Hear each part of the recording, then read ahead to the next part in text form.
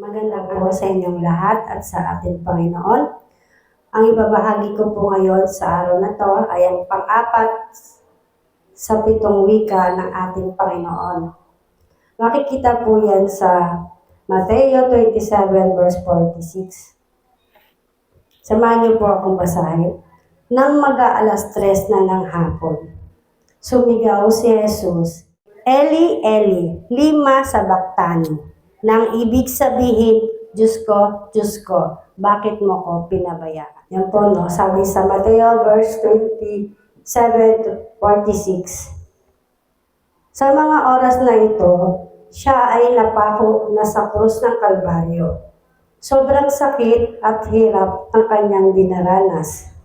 Sobrang hapdi ang nararamdaman niya sa oras na rin na ito.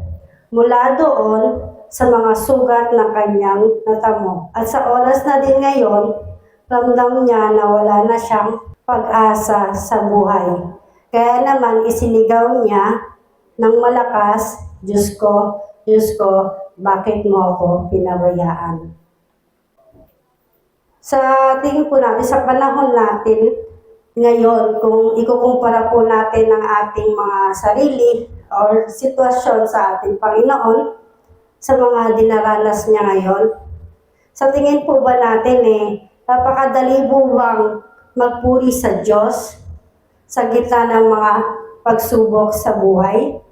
Madali din po bang manalig sa panahon na tayo ay bigalig? At madali rin bang magpasalamat sa Diyos kung tayo ay bigo? Meron lang po akong dalawang puntos dito. Ang una po ay, bakit nga ba nasabi o nabanggit ng ating Panginoon, Diyos ko, bakit mo ako pinabayaan? Yan po, no?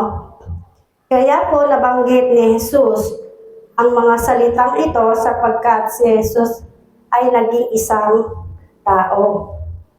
Pinatunayan po yan sa John 1, Verse 14, naging tao ang salita at nanirahan sa piling namin. Nakita ang kaluwalhatian, tunay na kanya bilang kaisa-isang anak ng Ama. Siya ay puspos ng kagandahang loob at katotohanan. So tulad din po nating mga tao, siya ay nakaranas, mabigo, masaktan, at nahirapan sa buhay.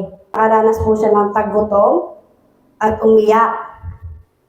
Kaya niya nasabi na Diyos ko, bakit mo ako pinabayaan? At ang pangalawang puntos naman po ay ang totoo ba na pinabayaan ng Diyos Ama ang Diyos Anak?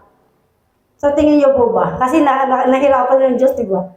So sobrang sakit yung nararamdaman niya, sobrang hapdi na ng mga sugat, at mga parusa sa kanya ng mga tao. Yes po, totoo na pinabayaan ng Diyos Ama ang Diyos Anak noong mga oras na yon. Sabi nga, bakit? Hindi naman makasalanan si Jesus.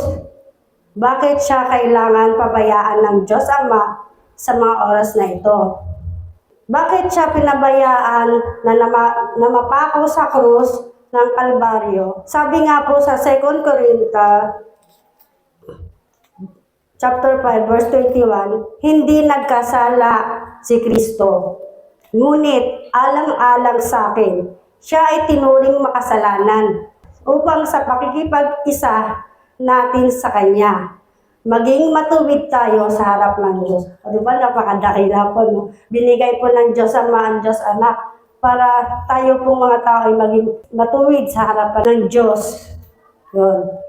At pinatunayan din po yan sa John 3:16, sapagkat ganun na lamang ang pag-ibig ng Diyos sa isang katauhan, kaya ibinigay niya ang kanyang kaisa-isang anak upang ang sumampalataya sa kanya ay hindi mapahamak, kundi magkaroon ng buhay na walang hanggan. Yun po, no? Ang sarap pakinggan po, no? Nais niya ipaalam sa atin na hindi dapat sisihin ang Panginoon sa tuwing tayo'y nakakaranas ng pagsubok sa buhay. Bagkos nais niya ipaalam sa atin, merong Diyos na maunawain, may Diyos na mapagmahal, na pwede nating malapitan sa tuwing nahihirapan tayo sa buhay. Oh, di ba po? Napakadahila po talaga. Nais niya din pong ipaalam sa atin na mayroon pong pag-asa sapagkat ang Diyos ang kasagutan sa lahat ng katanungan ng ating buhay. Yun lamang po. God bless.